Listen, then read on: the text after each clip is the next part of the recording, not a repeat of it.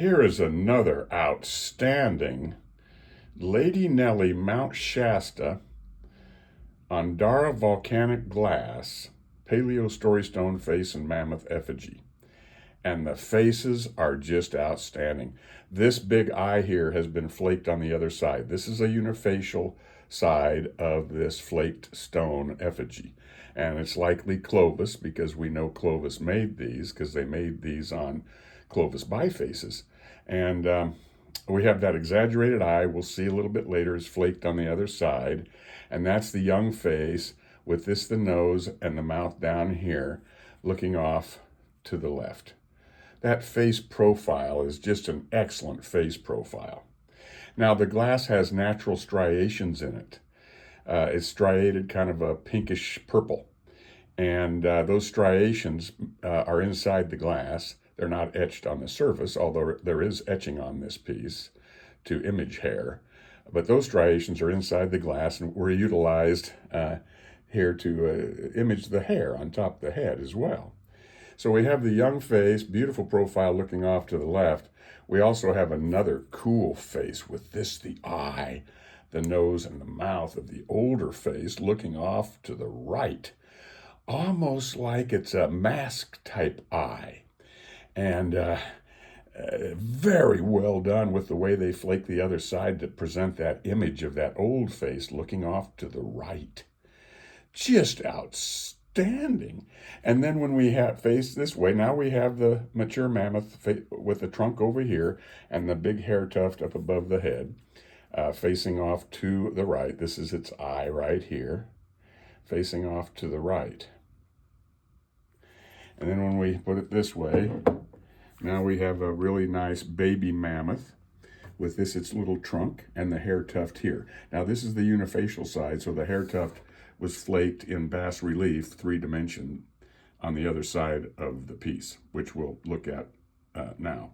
And that bubble is the eye of the baby mammoth. Now we can see that the eye of the baby mammoth is this bubble, and then we have the baby trunk here, and then this has all been carved out, flaked out. The cool part is they struck the stone hard to crack it. And inside that crack, it illuminates the striations inside the glass. And that mimics the hair on top of the head. Now, I believe they did that intentionally because we have discovered that their stoneworking accomplishments, their stoneworking techniques, their mastery of stone work, flake stone manufacturing, way exceeded what we previously believed that they were doing, because they grind the edges like they do in a Clovis point, so you don't have to worry about sharp edges. These were left as Paleolithic offerings with mammoth and face, human face imagery. One young mammoth and one old mammoth, and one young face and one old face. Now when we look at it this way, now we have the older face with the droopy nose over here looking off to the right. Now that bubble, big bubble, is a great eye for that face. And then this is the headband that goes across there, and that's been heavily grooved, by the way. We'll look at that in a little bit. That's been really grooved in there.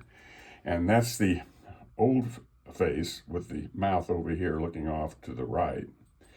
And then we have this big exaggerated eye and that nose down there, and the hair due up above the head of the younger face looking off to the left.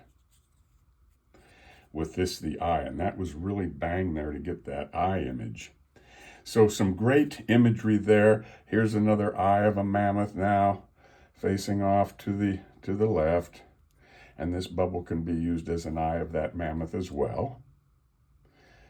Great eye right there. And then when we turn it this way, again, we're back to the baby mammoth with its trunk over here. But some really, really fantastic face profiles, face imagery, and mammoth imagery on this Mount Shasta Andara Volcanic Glass Paleo Storystone Face and Mammoth Effigy. Just beautifully done.